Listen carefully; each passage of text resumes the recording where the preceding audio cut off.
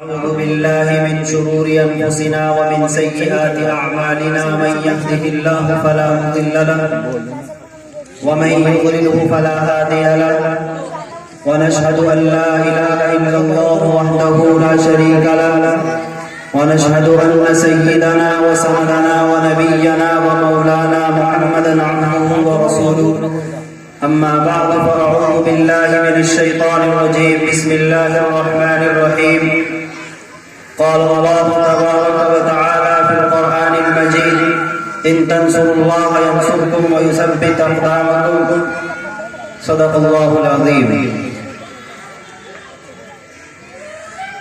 نور حق شمع الہی کو بجھا سکتا ہے کون؟ نور حق شمع الہی کو بجھا سکتا ہے کون؟ جس کا حامی ہو خدا اس کو مٹا سکتا ہے کون؟ نکل کر خانقاہوں سے ادا کر رسم شبیری، نکل کر خانقاہوں سے ادا کر رسم شبیری، کہ فخر خانقاہی ہے فقط اندوہ دلگیری. تیرے دین و ادب سے آ رہی ہے بوئے روحانی، یہی ہوتا ہے مرنے والی امتوں کا عالم پیری. نہ سمجھو گے تو مٹ جاؤ گے اے ہندی مسلمانوں، نہ سمجھو گے تو مٹ جاؤ گے اے ہندی مسلمانوں. تمہاری داستان تک نہ ہوگی داستانوں میں، وطن کی فکر کرنا تا مصیبت آنے والی ہے. تیری بربادیوں کے مشورے ہیں آسمانوں میں. معزز اور مقتدر سامعین حضرات، ہمارا یہ پروگرام جس کی اب ہم دوسری نشست کا افتتاح کرنے جا رہے ہیں، پہلی نشست ہماری تقریباً رات 9 بجے سے 11:30 بجے تک چلی، اور اب یہ دوسری نشست انشاءاللہ تھوڑی دیر میں ہم اپنی اس دوسری نشست کا افتتاح کریں گے. اس سے پہلے کہ میں اپنی اس نشست کا افتتاح کروں، میں گاؤں والوں تک یہ بات پہنچا دینا چاہتا ہوں کہ جو لوگ اپنے گھروں میں یا اپنے کاموں کے اندر لگے ہوئے ہیں، وہ اپنے کاموں سے فارغ ہو کر جلد از جلد مدرسے کے اندر تشریف لے آئے. علماء کرام تشریف لانے والے ہیں، ان کے بیانات ہوں گے، اس لیے آپ حضرات کام تو روزانہ کرتے ہیں، آج اپنے کاموں کو آگے پیچھے کر کے مدرسے کے اندر تشریف لے آئیں اور علماء کرام کی نصیحتوں سے استفادہ حاصل کریں، اور علماء کرام کے بیانات سننے کے بعد ان کے اوپر عمل کرنے کی کوشش کریں. محترم سامعین حضرات، یہ مجلس اور یہ محفلیں بار بار منعقد نہیں کی جاتی.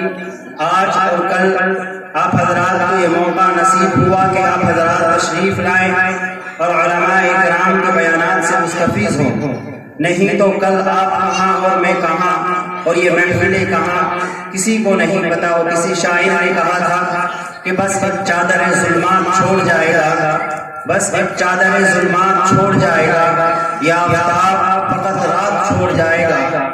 جو بڑی چاہتوں سے ملتا ہے تجھ سے، ایک دن وہ بھی تیرا ساتھ چھوڑ جائے گا. اس لیے کل کہاں میں اور کہاں آپ، نہ جانے کتنے ہمارے ساتھ پچھلے سال تھے اور اس سال نہیں ہیں. اس لیے آپ حضرات آئیں، علماء کرام کے بیانات سنیں، ان کی نصیحتوں سے استفادہ حاصل کریں اور اپنی زندگیوں کے اندر تبدیلی لانے کی کوشش کریں. علماء کرام رات تشریف لائے تھے. ہمارے معزز مہمان حضرت مولانا مفتی ظاہر حسن صاحب، استاد مدرسہ محمود سرور حضرت والا نے شروع میں تاریخ کے حوالے سے کچھ باتیں کہی تھی، وہیں سے میں بھی اپنی بات کچھ اس طریقے سے شروع کرنا چاہتا ہوں. معزز سامعین حضرات، حضرت والا نے فرمایا تھا کہ آج ہم اپنی بچیوں کو اعلیٰ تعلیم تو ضرور دلاتے ہیں، لیکن ہماری نظر ان کے اوپر گہری نہیں ہوتی، جبکہ غیروں کی نظر ان کے اوپر گہری ہوتی ہے.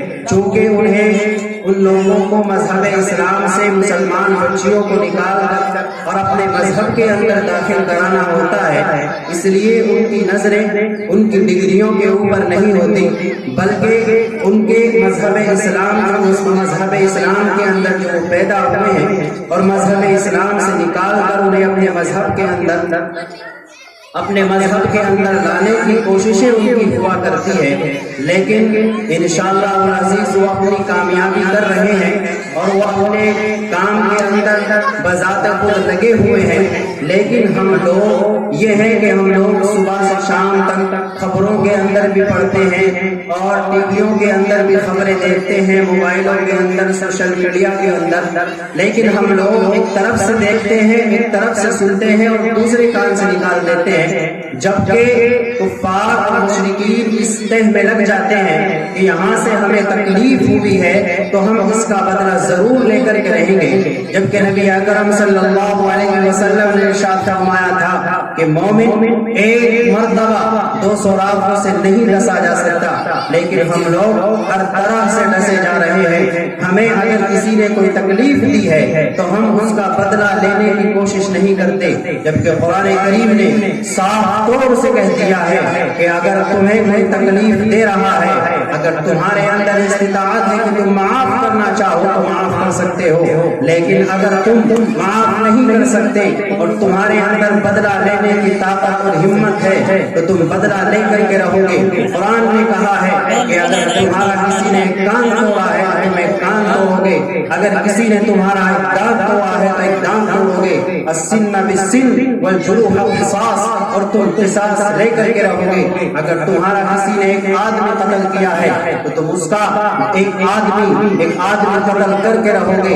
ایسا نہیں کرو گے کہ اگر تمہارے کسی نے گال میں ایک تماچا رسید کیا ہے تو دوسرا گال اس کے سامنے کر دیا جائے۔ نہیں، یہ ہماری تاریخ نہیں ہے، بلکہ ہماری تاریخ تو یہ تھی کہ 313 نکلے تھے جنگ بدر کے اندر اور 1000 کفار تھے، 72 کو قتل کیا تھا اور 70 گرفتار ہو کے آئے تھے۔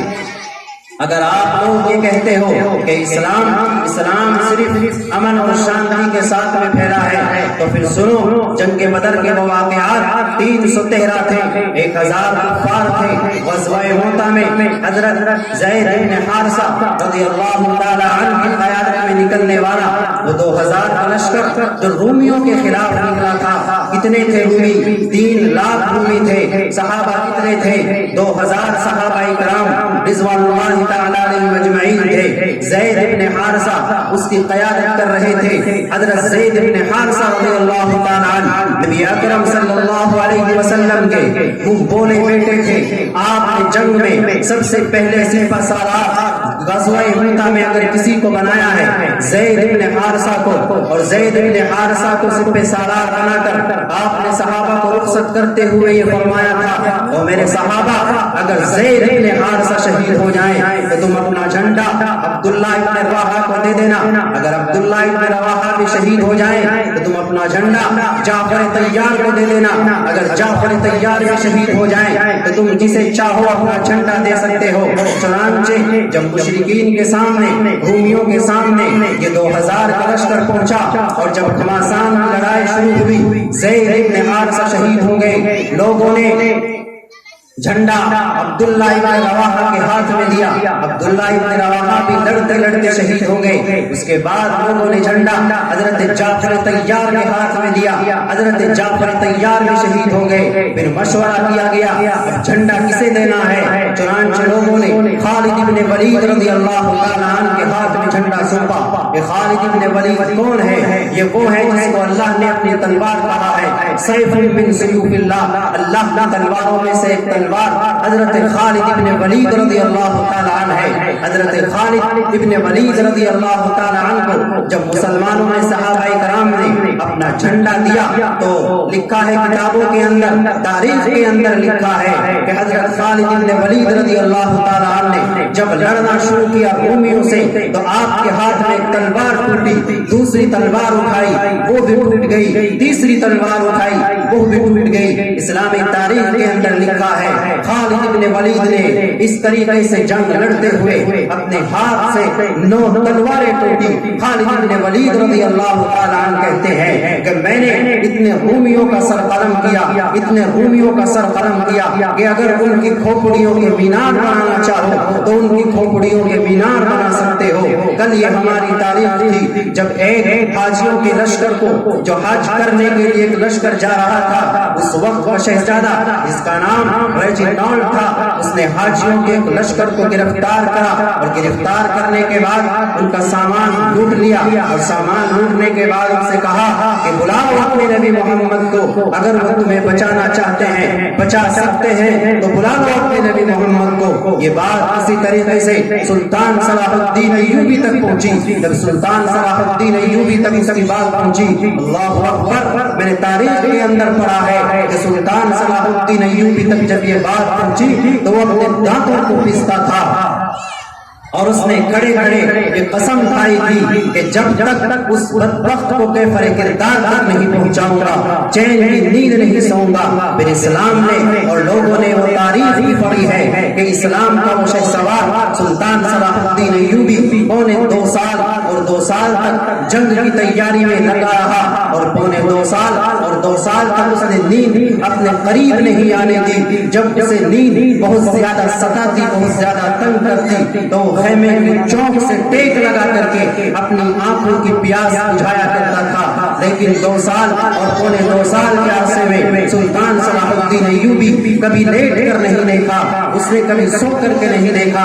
اور جب اس نے اتنی محنتیں کی تو اللہ نے اسی محنت کو رنگ دیا اور وہ شہزادہ جس نے حاجیوں کے لشکر کو لوٹا تھا وہ قید ہو کر کے آیا. اور سلطان صلاح الدین ایوبی نے جو اس کے ساتھ میں اس کے شہسوار اس کے ساتھ ہی آئے تھے انہیں اپنی کرسی دی اور کرسی دے کر کے کہا ہم جسے اپنی کرسی دیتے ہیں ہم اسے امان دیتے ہیں. کچھ اس کے ساتھیوں کو اس نے آپ خورے دیے, پانی کے گلاس دیے اور دے کر کے یہ کہا ہم جسے پانی کا گلاس دیتے ہیں ہم اسے بھی معاف کر دیتے ہیں, امان دیتے ہیں. لیکن جب اس بدبخت ریجینالڈ کی باری آئی جس نے حاجیوں کے لشکر کو لوٹ کر کے یہ کہا تھا, حاجیوں کے لشکر کو پکڑ کر کے یہ کہا تھا کہ بلا لو اپنے نبی محمد کو, اگر وہ تمہیں بچا سکتے ہیں. تو کتابوں کے اندر لکھا ہے کہ سلطان صلاح الدین ایوبی کی آنکھوں میں خون اتر آیا اور اس کی رگیں پھول گئی اور اس نے اپنی تلوار بیان سے نکالی اور اس کے گردن کے اوپر تلوار رکھ کر کے یہ کہا وہ ظالم کتے, تو یہ کہتا تھا کہ اگر تمہیں محمد عربی بچا سکتے ہو تو بچا لے محمد عربی نے اپنا غلام بھیج دیا ہے. اور یہ کہتے ہوئے سلطان صلاح الدین ایوبی نے اس کی گردن کو اس کے تن سے الگ کر دیا. کل ہماری تاریخ یہ تھی لیکن آج ہم اپنی تاریخ کو بھول گئے ہیں, ہم نے اپنی تاریخ کو پس پشت ڈال دیا ہے. ہماری تاریخ یہ بھی تھی کہ جب بنو قینقاع کے بازار میں ایک مسلمان عورت وہ سامان خریدنے کے لیے گئی تو جب وہ یہودی کے ایک دکان پر پہنچی, یہودی کی دکان پر پہنچی تو برقعے سے تھی, نقاب اس کے چہرے پر تھا. تو ایک یہودی نے آرام سے اس کے نقاب کا پیچھے کا حصہ ایک کیل کے اندر الجھا دیا اور مستی سے بیٹھا رہا. جب وہ عورت اٹھی, اٹھنے کے بعد اس کو پتہ نہیں تھا کہ تیرا پردہ تیرا برقع ایک کیل کے اندر الجھا دیا گیا ہے. چنانچہ جب وہ اٹھی تو اس کا پردہ اتر گیا, اس کا چہرہ کھل گیا. یہودیوں نے کہتا لگایا اور کہتا لگا کر کے یہ کہا اے مسلمان عورت ہم نے تیرے چہرے کو دیکھ لیا ہے. چنانچہ اس عورت نے بنو قینقاع کے بازار میں چیخ ماری اور چیخ مار کر کے یہ کہا ہے کوئی میرا بھائی جو میری غیرت کا انتقام لے سکے, ہے کوئی میرا بیٹا جو میری غیرت کا انتقام لے سکے. سیرت کی کتابوں کے اندر لکھا ہے, پڑھو سیرت کی کتاب. میں نہیں کہتا کہ آپ سیرت کی کتاب علماء دیوبند کی لکھی ہوئی پڑھو, آپ جس کی پڑھ سکتے ہو پڑھو. سید سلمان منصور پوری کی پڑھو یا سید سلیمان ندوی کی پڑھو, علامہ ابن تیمیہ کی عربی میں لکھی ہوئی پڑھو, عرب کے کسی عالم کی پڑھو. ہر کتاب کے اندر, ہر سیرت کے اندر آپ کو یہ بات ملے گی کہ وہاں ایک صحابی وہاں پہ کھڑے کھڑے ہوئے تھے انہوں نے اس بہن کی چیخ اور پکار پہ کہا اے بہن بتا تجھے کیا تکلیف ہوئی ہے اور کون سا بدبخت اور کون سا ظالم ہے جس کا ہاتھ تیرے دوپٹے تک پہنچا ہے. چنانچہ اس عورت نے اشارہ کیا. ان صحابی نے اپنی تلوار بیان سے نکالی اور اس کی چھاتی کے اوپر چڑھ کر کے کہا وہ ظالم جب تک محمد عربی کے غلام موجود ہے ہماری بہنوں کے دوپٹے پر ہاتھ ڈالنا تو دور کی بات ہے ہماری ماں اور بہنوں کو کوئی تجھی نگاہ سے بھی نہیں دیکھ سکتا. اور یہ کہہ کر اس کے ٹکڑے کر کے پھینک دیا. ظاہر سی بات تھی اکیلے تھے تنہا تھے. بنو قینقاع کا یہودیوں کا بازار بھرا ہوا تھا. گھیر لیے گئے پکڑ لیے گئے اور پکڑ کر کے انہیں شہید کر دیا گیا. چنانچہ جب یہ بات نبی اکرم صلی اللہ علیہ وسلم تک پہنچی تو نبی اکرم صلی اللہ علیہ وسلم نے حضرت علی ابن ابی طالب رضی اللہ تعالیٰ عنہ کو بلایا اور بلا کر کے یہ کہا او علی تیرا لشکر کہاں ہے؟ جاؤ بنو قینقاع کے پورے قلعے کو گھیر لو اور انہیں گھیر کر کے یہ اعلان کر دیا جائے کہ 3 دن تک تمہیں امان دیا جاتا ہے. 3 دن کے بعد اگر تمہیں مدینے کی گلیوں میں دیکھا گیا تو تمہارا حشر وہ ہوگا جو دشمن قوم کے ساتھ میں ہوتا ہے. اور 3 دن کے بعد تمہیں یہاں نہ دیکھوں تمہاری شکل بنو قینقاع کے اس بازار میں نہ دیکھوں. یہودیوں کو نکال کر کے نبی اکرم صلی اللہ علیہ وسلم نے دنیا کو بتایا کہ ہماری یہ تاریخ بھی ہے کہ اگر تمہاری بہن تمہاری بیٹی تمہاری بہو کی عزت کے اوپر کوئی غیر ہاتھ ڈالتا ہے تو تم ہاتھ پہ ہاتھ دھر کر کے نہیں بیٹھو گے بلکہ اس کا انتقام لوگے اور اپنی بہن اور اپنی بیٹی اپنی بہو کی عزت بچانے کے لیے تم ان کے سر قلم کر کے رکھ دو گے. لیکن آج مسلمانوں کا حالات دیکھا جا سکتا ہے کہ کہیں مسلمانوں کو دہلی کے جھگڑوں کے اندر قتل کر کے پھنسا دیا جاتا ہے تو کبھی مظفر نگر کا فساد ہوتا ہے تو کبھی گجرات کا فساد ہوتا ہے کبھی کشمیر میں مسلمانوں کے اوپر ظلم و ستم کیا جاتا ہے. آخر یہ ہمارے ساتھ میں کیوں ہو رہا ہے؟ یہ ہمارے ساتھ اس لیے ہو رہا ہے کہ ہم نے اپنی تاریخ کو بھلا کر کے رکھ دیا ہے. ہم نے اپنی تکبیر جو ہمیں سکھائی گئی تھی ہم اس تکبیر کو بھول چکے ہیں. ہم اس تکبیر کو چھوڑ چکے ہیں. ہمیں تکبیر سکھائی گئی تھی اللہ اکبر لا الہ الا اللہ محمد رسول اللہ.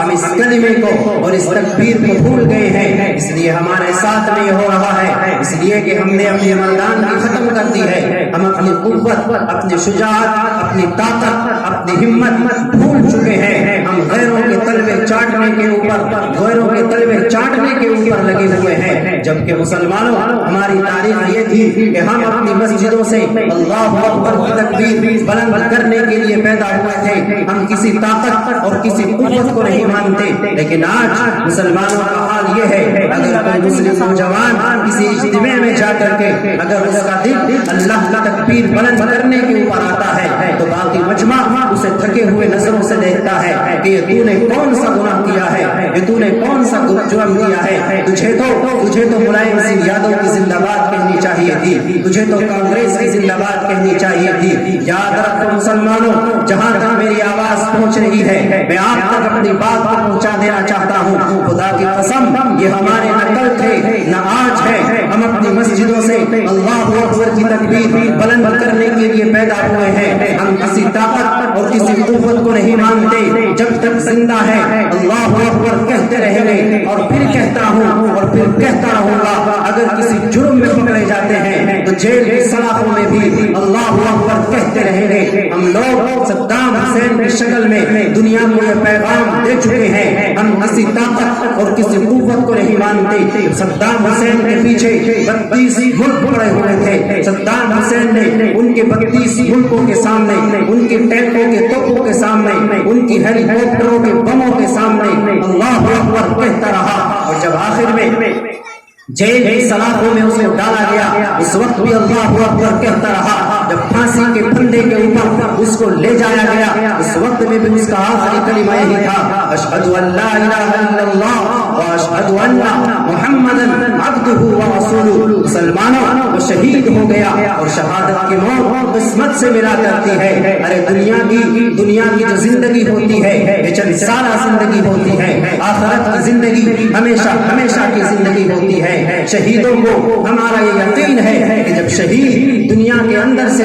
آخرت کی طرف جاتا ہے اسے 72 حوریں بیویوں کی شکل میں ملا کرتی ہے. دنیا کی بیوی کی عمر کو جو دنیا کی بیوی کی جوانی کو 40 سال کے بعد ختم ہو جاتی ہے, اس کی جوانی ختم ہو جاتی ہے, اس کا سینہ ڈھل جاتا ہے, اس کی خوبصورتی ختم ہو جاتی ہے, لیکن جنت کی حوریں کأنہن الیاقوت والمرجان کی شکل میں ہمیں ملا کرتی ہے, کعبہ کی شکل میں ہمیں ملا کرتی ہے. جو ہم عمر ہوتی ہے, ارے خوش نصیب ہوتے ہیں وہ جنہیں شہادت کی موت نصیب ہوتے ہیں. میں کہتا ہوں اور بارہا کہتا ہوں, آپ نے بھی سنا تھا, آج پھر کہتا ہوں اس مائک کے ذریعے, صدام حسین تیری شہادت کے اوپر سلام, تیری تقدیر کو سلام, تیری عظمت کو سلام. تو نے وہ موت حاصل کی جس موت کی تمنا نبی اکرم صلی اللہ علیہ وسلم نے اپنی نمازوں میں کی, جس موت کی تمنا حضرت عمر نے کی. تو وہ لولو کی تلوار سے حضرت عمر کو وہ موت مسجد نبوی میں مل گئی. جس موت کی تمنا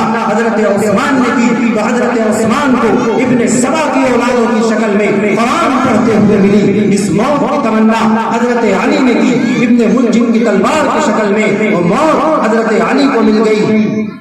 جس موت کی تمنا عبداللہ ابن رواحہ نے کی وہ موت غزوہ موتا میں ان کو مل گئی. اس موت کی تمنا جعفر طیار نے کی تو وہ موت ان کو جعفر طیار کو غزوہ موتا میں مل گئی. اس موت کی تمنا حضرت سمیہ نے کی تو ان کی وہ تمنا جب جہل کے دو ٹکڑے کر کے حضرت سمیہ کو مل گئی. اس موت کی تمنا حضرت حنظلہ نے کی, ان کی وہ تمنا احد میں پوری ہو گئی. جس موت کی تمنا عبداللہ ابن زبیر نے کی تو حجاج نے یوسف کی شکل میں ان کی وہ تمنا پوری ہو گئی. ہم اس موت کی تمنا اپنے رب سے تنہائیوں میں بھی کرتے ہیں اور یہاں بیٹھ کر کے بھی کرتے ہیں.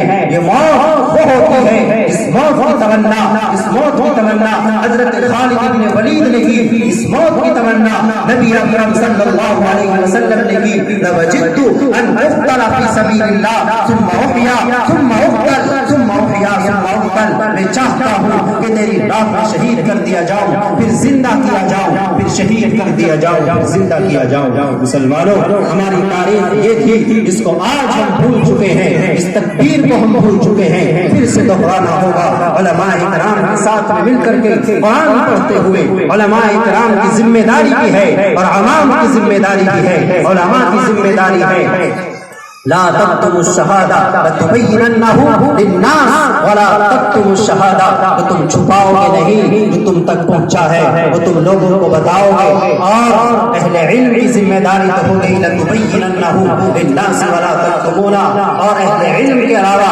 اور عوام کی جو ذمہ داری ہے وہ ہے فاسألوا اہل الذکر ان کنتم لا تعلمون. اگر تم نہیں جانتے, اگر تم کسی چیز کے بارے میں نہیں جانتے, فاسألوا اہل الذکر ان کنتم لا تعلمون, اہل علم سے پوچھ لو اگر تم نہیں جانتے. اہل علم کی ذمہ داری ہے کہ اگر تمہارے پاس کوئی چیز تم سے پوچھنے کے لیے آئے دین کے بارے میں, تم اس کو چھپاؤ گے نہیں بلکہ صاف ان کے سامنے بیان کر دو گے, صاف ان کو کہہ دو گے کہ دین کے اندر یہ لکھا ہے اور اسلام کے اندر یہ لکھا ہے, قرآن کے اندر یہ لکھا ہے اليوم اکملت لکم دینکم واتممت علیکم نعمتی ورضیت لکم الاسلام دینا. اسلام کی تکمیل ہو چکی تھی 1442 سال پہلے. اب کوئی نبی نہیں آئے گا, اب کوئی رسول نہیں آئے گا. نبی اکرم صلی اللہ علیہ وسلم خاتم النبیین ہے. قرآن کی آیت کہتی ہے اليوم اکملت لکم دینکم, آج ہم نے تمہارے اوپر تمہارا دین مکمل کر دیا ہے. واتممت علیکم نعمتی, اور اپنی نعمتوں کو تمہارے اوپر ختم کر دیا ہے. ورضیت لکم الاسلام دینا, اور ہم اسلام کو دین مان کر کے راضی ہو گئے ہیں. اگر تمہیں مسلمانوں کوئی آواز دے دین کی بنیاد پر, ہندوستان کی بات نہیں کر رہا ہوں, دوسرے ممالک کے اندر بھی اگر تمہیں کوئی دین کی بنیاد پہ آواز دے تو تمہیں جانا ضروری ہے. تم چھپ کر کے نہیں بیٹھو گے. میں نہیں کہتا, قرآن کہتا ہے, قرآن کہتا ہے جب ہجرت کر گئے تھے مکہ مکرمہ سے صحابہ کرام رضوان اللہ تعالی علیہم اجمعین ہجرت کر کے مدینہ چلے گئے تھے تو اس وقت میں کہا تھا ما لکم لا تقاتلون فی سبیل اللہ.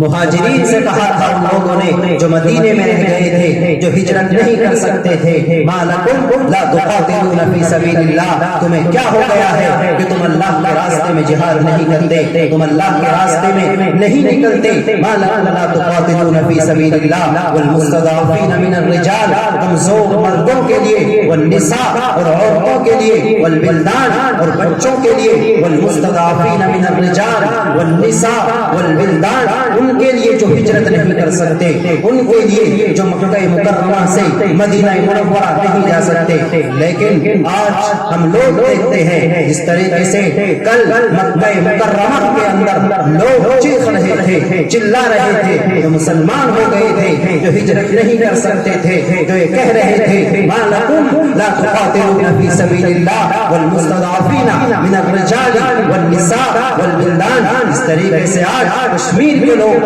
چلا رہے ہیں, اس طریقے سے صومالیہ اور چچینیا کے لوگ اور ابھی برما کے لوگ کہہ رہے ہیں ما لکم لا تقاتلون فی سبیل اللہ. اور اس سے پہلے بہت پہلے آپ نے اسپین کا حال سنا, وہاں پہ مسلمانوں نے 850 سالہ حکومت کی, جس کو کہا ہے کسی شاعر نے کہ جلا ڈالی کہ تم نے گشتیاں اندلس کے ساحل پر. مسلمانوں پھر سے وہی تاریخ دہرانے کا وقت آیا. مسلمانوں ہماری تاریخ یہ تھی کہ ہم نے اندلس کے ساحل پر طارق ابن زیاد رحمت اللہ علیہ کی قیادت میں اپنی کشتیاں اندلس کے اندر گھس کر کے جلا ڈالی تھی, اپنی کشتیاں وہاں پہ جلا کر کے راکھ کر دی تھی. لیکن ہم اپنی تاریخ کو بھول گئے ہیں, ہم لوگوں نے اپنی تاریخ کو پڑھنا بند کر دیا ہے, قرآن کو پڑھنا بند کر دیا ہے, حدیث کو سمجھنا بند کر دیا ہے. ہمارے گھروں میں قرآن تو رکھا ہوتا ہے لیکن قرآن کے اوپر عمل موجود نہیں ہے. ہمارے گھروں کے اندر حدیث تو رکھی ہوتی ہے لیکن حدیث کو دیکھنے کا وقت ہمیں نہیں ملتا. مسلمانوں آج ہمارے پاس میں مال بھی ہے, آج ہمارے پاس میں بنگلہ اور کوٹھیاں اور گاڑیاں بھی ہے, لیکن اگر ہمارے پاس کوئی چیز نہیں ہے تو وہ دین نہیں ہے. دین ہمارے پاس میں نام کا ہے, اسلام ہمارے پاس میں نام کا ہے. پورے طریقے سے اسلام ہماری زندگیوں کے اندر نہیں ہے. اگر پورے طریقے سے ہماری زندگیوں کے اندر اسلام آ جاتا, پورے طریقے سے ہم نبی اکرم صلی اللہ علیہ وسلم کی سنتوں کے اوپر عمل کرنے والے ہو جاتے, حدیث کو اپنی زندگیوں کے اندر لانے والے ہو جاتے, قرآن کے مطابق زندگی گزارنے والے ہو جاتے, تو ہمارے چہروں کے اوپر داڑھیاں ہمیں نظر آتی. لیکن ہم نے اپنی زندگیوں کو قرآن سے ہٹ کر کے گزاری, حدیث سے ہٹ کر کے گزاری. اور آج ہم کہتے ہیں مسلمان پریشان ہے. جب ان سے پوچھا جاتا ہے کہ مسلمان پریشان کیوں ہے تو وہ بڑے تعجب اور حیرت سے کہتے ہیں کہ ہم مسلمان ہیں, اس وجہ سے ہم پریشان ہیں, ہم اسلام لے آئے ہیں اس وجہ سے ہم پریشان ہیں. استغفر اللہ, نعوذ باللہ. مطلب اس کا یہ ہے کہ اگر مسلمان نہ ہوتے تو پریشان نہ ہوتے.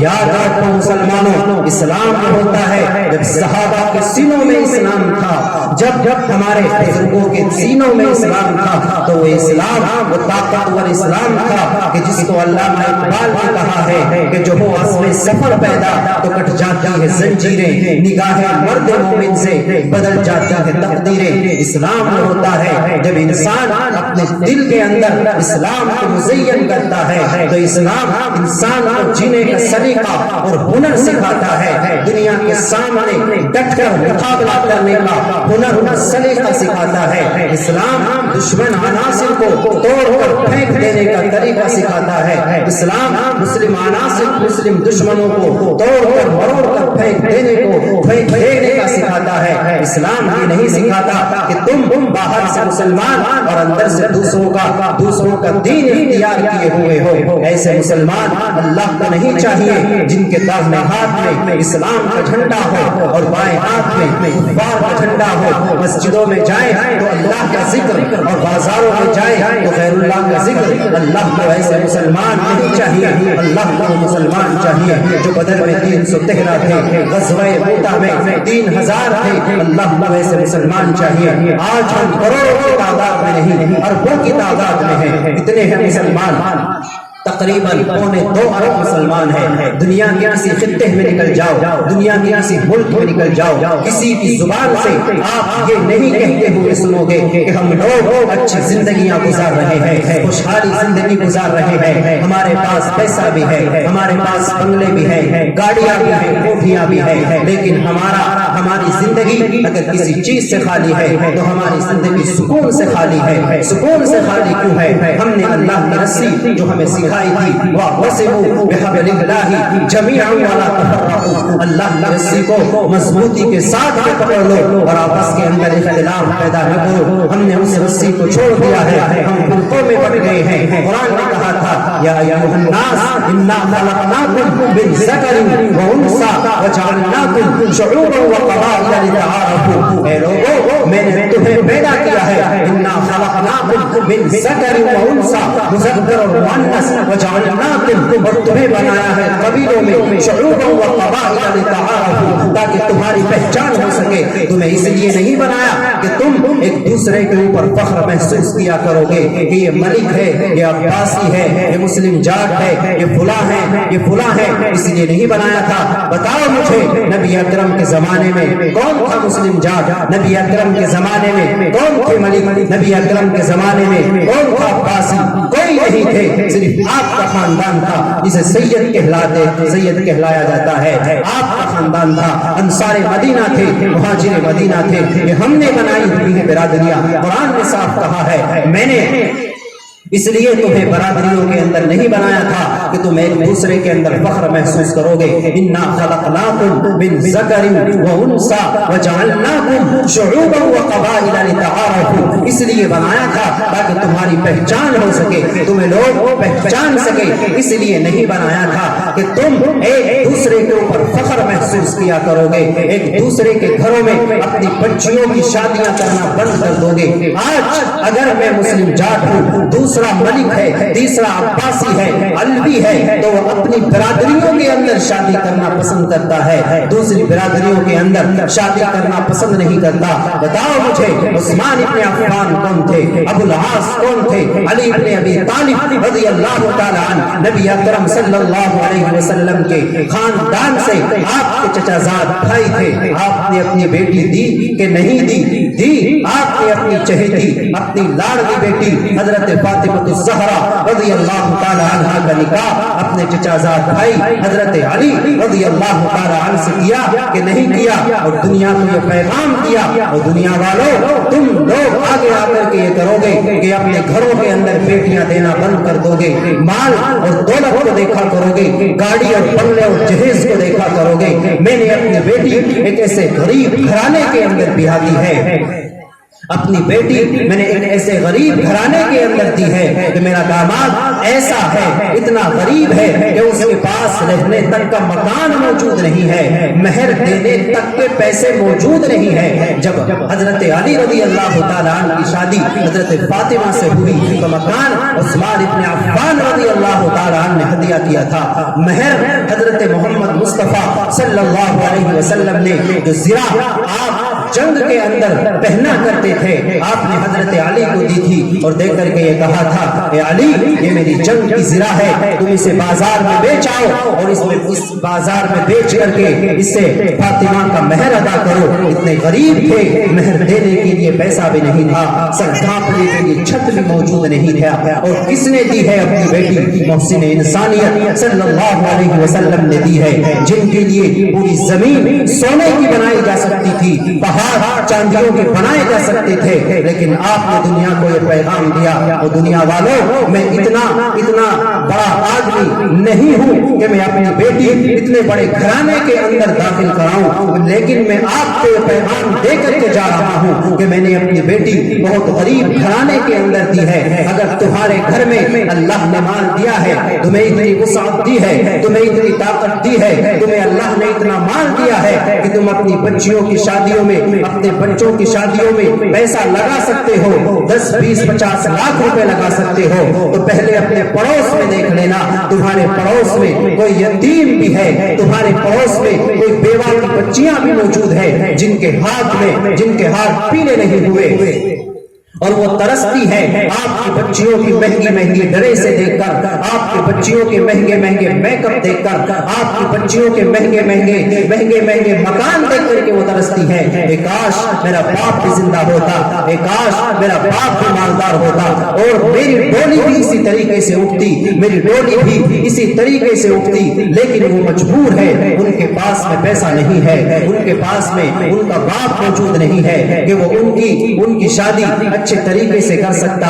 इसलिए मुसलमानों, अगर अल्लाह ने वसाअत दी है, अल्लाह ने ताकत दी है, अल्लाह ने इतना पैसा दिया है, तो तुम्हारे मकान के बराबर में, तुम्हारी दीवार के बराबर में तुम्हारा पड़ोसी शायद वो गरीब हो सकता है, उसने खाना न खाया हो, उसकी बच्चियां, उनकी बच्चियों की उम्र शादियों के बगैर हो और वो अपनी बच्चियों की शादियां न कर सकते हो। अपने गरीब घरानों के अंदर, अपने पड़ोसियों के अंदर भी देख लिया करो और जहेज जैसी इस चीज के ऊपर लानत भेजा करो।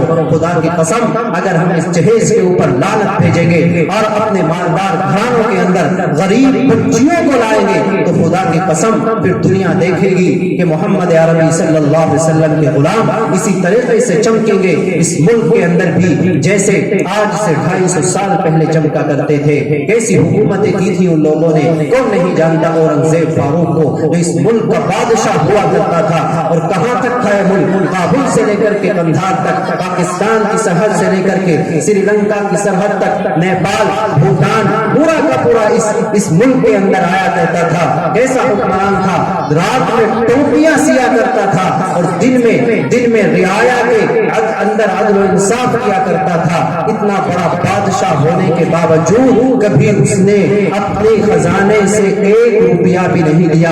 रात में कुरान लिखा करता था, टोपियां सिया करता था और उसको बाजार में बेच करके अपने यहाँ का खर्चा उठाया करता था। इतना बड़ा बादशाह इस मुल्क का था, इतना बड़ा बुजुर्ग, तहज्जुद गुजार, शमशुद्दीन अल्तमश, कुतुबुद्दीन ऐबक, हुमायूं, बाबर, इतने बड़े बड़े बादशाह गुजरे हैं। इतने बड़े मालदार होने के बावजूद भी उन्होंने अपना खर्चा किस तरीके से उठाया है। लेकिन हमें अल्लाह ने माल दिया है, हम अपनी शादियों में इस कदर खर्च करते हैं कि गरीब के बच्चों के और गरीब लोगों के आंखों में आंसू आ जाते हैं और फिर वो लोग खुदकुशियां करने पे मजबूर हो जाते हैं। आज एक वीडियो चल रहा है सोशल मीडिया के ऊपर, अहमदाबाद की बच्ची, इसका नाम आयशा हुआ करता था, उसने सिर्फ इस वजह से खुदकुशी की, इस वजह से साबरमती नहर के अंदर, समंदर के अंदर डूब करके उसने अपनी जान दी कि उसका बाप उसे जहेज नहीं दे सकता था, उसका भाई उसे जहेज नहीं दे सकता था,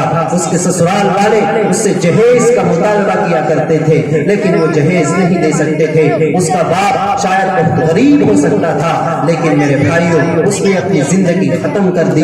हराम है इस्लाम के अंदर खुदकुशी करना, अपनी जान को खत्म करना इस्लाम के अंदर हराम है, इसलिए कि ये जान हमारी नहीं है, ये जान अल्लाह ने खरीद ली है। कुरान ने कहा है, इन्नल्लाह अश्तरा मिनल मुमिनीना अनफुसहुम व अमवालहुम बिअन्ना लहुमुल जन्नह। ए लोगों, ये जान तुम्हारी नहीं है, ये जान हमने तुम्हें दी है।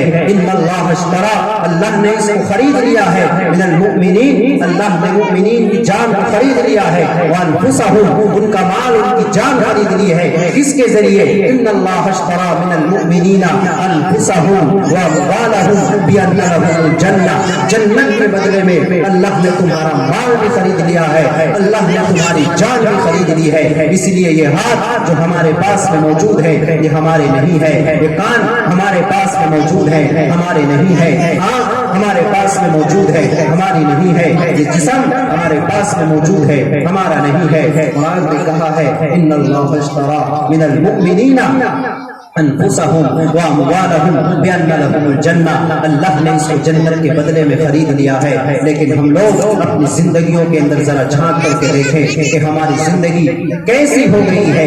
हमने उस नबी को चोट पहुंचाई है जो गार के अंदर जाता है तो उम्मत का फिक्र होता है, घर के अंदर आता है उम्मत का फिक्र होता है, विसाल का वक्त करीब आता है। आप ज़बान हाल कुछ कह रही थी। हजरत आयशा सिद्दीक़ा रज़ी अल्लाह तआला अन्हा फरमाती है, मैंने पूछा अल्लाह के रसूल आप क्या फरमा रहे हैं? आपने फरमाया मेरा दुनिया से जाने का वक्त करीब आ गया है। मैं कह रहा